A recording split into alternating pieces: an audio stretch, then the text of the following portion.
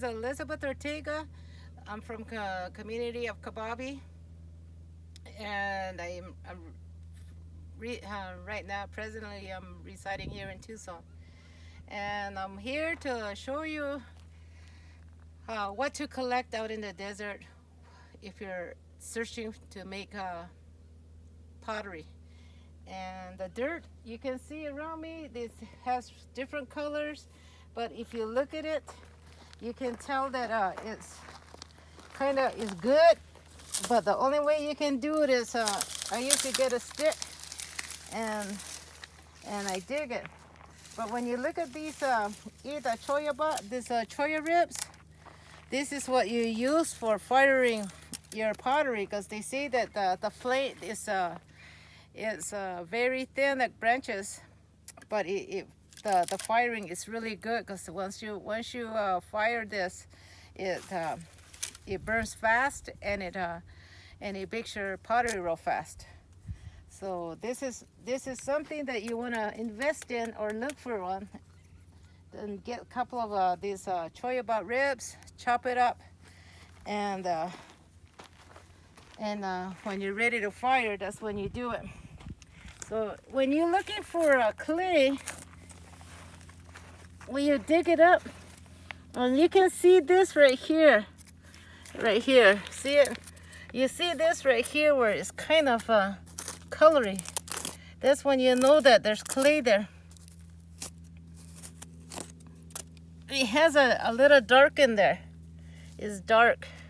So when you're looking for it, you'll see the clouds. They got clouds like these. So when you're digging, you can see what you're looking for in clay dirt. So when you go deeper down, the deeper you dig, the more you get a better chance of collecting your clay like this. And what you do is that when you collect it, I usually get water, and I put a little bit of water to mix it in with the dirt. Because once you know that if this dirt is pottery clay, it will stick. So when you're going out there searching for clay, make sure you have water with you, and you just need to put a little bit in there. And when you go in there, you just turn it around.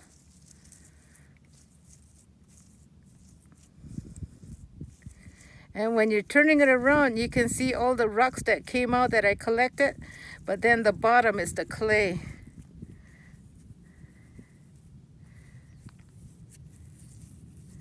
See, it's getting a little bit, see, you can tell it's getting thicker.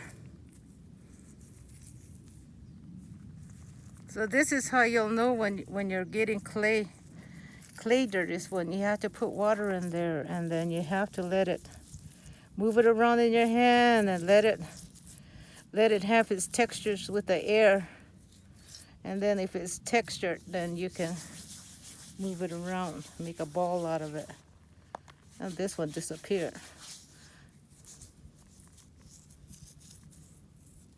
Some say that too, that when you do this and it has too much sand in there, try not to get too much sand in there. But it's good to have sand, because when you have sand in there, you can also fire it and burn it, especially for like when you make your pottery with the Oya, those big old round water jugs. That's the time you add horse manure and sand in there. So this will be really good because it already has sand in there, and then you can just move it around. See, there you go. See the thickness is coming out already. So this is how the clay looks like. You have to just gotta mess with it.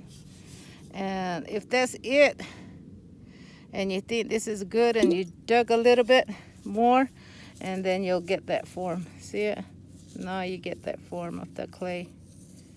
Yeah, the more you dig deeper, that's where you get it.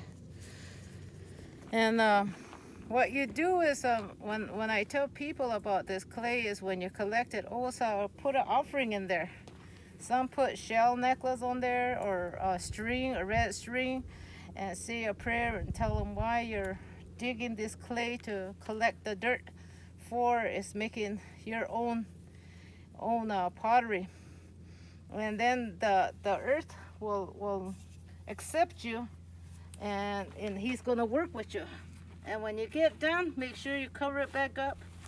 You don't have to get a big much, but just cover it back up and thank it. Thank the earth for you collecting it. But these ones right here, either choya, start collecting them, because you probably need maybe like 4 or 5 big ones, and you'll start your pieces and fire them. So they're out in the desert. Everything is natural. You don't have to buy nothing.